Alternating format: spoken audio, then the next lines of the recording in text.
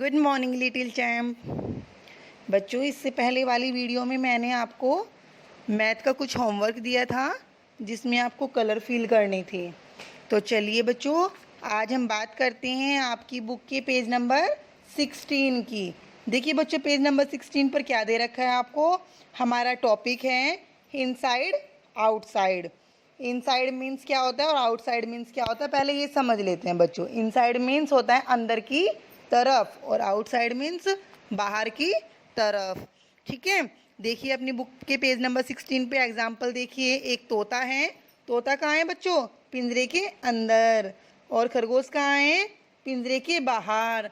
तो बच्चों, जो तोता है वो कहाँ है? पिंजरे के inside, means the parrot is inside the cage. और जो रैबिट है बच्चों, वो कहाँ है? वो है पिंजरे से बाहर की तरफ, means the rabbit is outside the cage. समझ आया बच्चों कि जो चीज़ अंदर की साइड होती है उसे हम इनसाइड कहते हैं और जो चीज़ बाहर की साइड होती है उसे हम आउटसाइड कहते हैं। चलिए नेक्स्ट एग्जांपल देख लेते हैं हम। एक गुफा दिखाई दे रही है आपको। गुफा में क्या है बच्चों? मंकी बैठे हुए हैं और एक मंकी बाहर है। तो जो मंकी बाहर की साइड है वो कहाँ है? आउटसाइड। और जो अंदर की साइड है वो इनसाइड। ठीक है, एक नेक्स्ट एग्जांपल और देख लेते हैं। बिल्ली दिखाई दे रही है बच्चों आपको, कैट। एक जो कैट है वो बॉक्स के बाहर है और जो एक कैट है वो बॉक्स के अंदर है।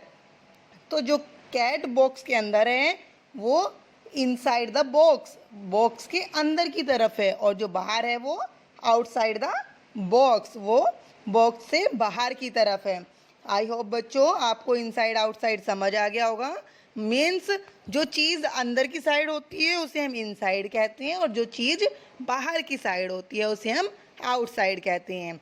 ओके, तो बच्चों आपकी बुक में पेज नंबर 16 पर आपको एक वर्क दे रखा है, उसमें आपको फिल इन द ब्लैंक्स ये फिलअप करने हैं। इसमें जो बर्ड है, द बर्ड इज डैश आया हुआ है, यहाँ पे आपको इनसाइड आउटसाइड फिल करना है। ओके बच्चों, चलिए आपकी बुक के पेज नंबर 17 पर चलते हैं। पेज नंबर 17 पर टॉपिक दे रखा है up and down. Up means क्या होता है, डाउन मीन्स क्या होता है, पहले हम ये समझ लेते हैं। अप मीन्स होता है ऊपर और डाउन मीन्स होता है नीचे। कहने का मतलब जब हम ऊपर की तरफ जाते हैं तो अप और नीचे की तरफ आते हैं तो डाउन। तो चलिए अपनी बुक में पेज नंबर 17 पर एग्जाम्पल देख लीजिए। एक जो लड़का है वो सीढ़ियों से, स्टेयर से ऊपर की तरफ जा रहा है तो वो up, the boy is going up. क्यों? क्योंकि वो ऊपर की तरफ जा रहा है इसलिए वो अप में है। और एक जो बॉय है वो नीचे की साइड आ रहा है बच्चों, दिखाई दे रहे हैं आपको। The boy is coming down, means वो बच्चा जो नीचे की साइड आ रहा है वो डाउन में है। कहने का मतलब जो चीज़ ऊपर की साइड होती है वो अप और जो चीज़ नीचे की साइड होती है वो डाउन। चलिए एक एग्जांपल देख लेते हैं कि एक झूला है, स्लाइड वाला झूला, उसमें ऊपर एक लड़की बैठी हुई है और नीचे एक लड़का बैठा हुआ है। तो जो लड़की झूले के ऊपर है वो झूले के कहाँ है? अप में है। और जो बच्चा झूले के नीचे है वो झूले के कहाँ है बच्चों? डाउन में है। तो कहने का मतलब कि जब कोई चीज़ ऊपर की तरफ होती है उसे हम अप कहते हैं और जब कोई वस्तु नीचे की साइड आती है उसे हम डाउन कहते हैं। चलिए एक एग्जांपल और देख लेते हैं। आपको एक मंकी दिखाई दे रहे होंगे, दिखाई दे रहे हैं इस पिक में मंकी। एक मंकी जो ऊपर की तरफ चढ़ रहा है वो कहाँ हुआ बच्चों? अप। और जो मंकी स्लाइड करके नीचे की तरफ आ रहा है फिसल के, वो कहाँ आ रहा है?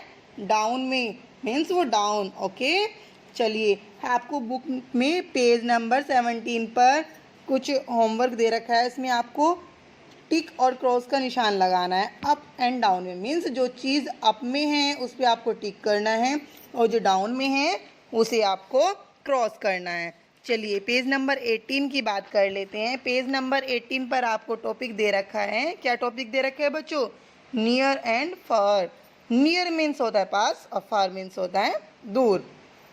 ठीक है बच्चों, देखिए आपकी बुक में पेज नंबर 18 पर दे रखा है क्या? एक बेबी है, दिखाई दे रहा है आपको बेबी।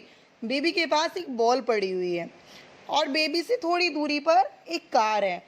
तो जो बॉल है वो बेबी की नियर में है, पास में है, और जो कार है वो बेबी से फार, दूर है, दूर है थोड़ा। ठीक है बच्चों, चलिए एक एग्जांपल दिखा लेते हैं हम आपको। आपको ये घर दिखाई दे रहे हैं। एक घर तो आपको बहुत बड़ा दिखाई दे रहा है और एक छोटा दिखाई दे रहा है। आपने देखा होगा बच्चों, जो चीज़ दूर की तरफ होती है वो आपको छोटी नज़र आती है, लेकिन जैसे जैसे वो आपके नज़दीक आती है या आप उसके नज़दीक जाते हो तो वो आपको बड़ी दिखाई देती है, राइट। ऐसे ही एक बड़ा घर है, बड़ा घर का मतलब वो पास में है, और जो दूर आपको छोटा घर दिखाई दे रहा है वो फार मीन्स दूर है। कहने का मतलब जो चीज़ आपके पास होती है उसे हम नियर कहते हैं, और जो चीज़ आपसे दूरी पर होती है, दूर होती है, उसे हम फार कहते हैं। देखिए पेज नंबर 18 पर आपको वर्क दे रखा है, इसमें आपको टिक एंड क्रॉस करना है। आई होप बच्चों आप ये बहुत अच्छे से कंप्लीट करोगे। मिलते हैं आपसे नेक्स्ट वीडियो में नेक्स्ट टॉपिक के साथ, big and small. Thank you so much.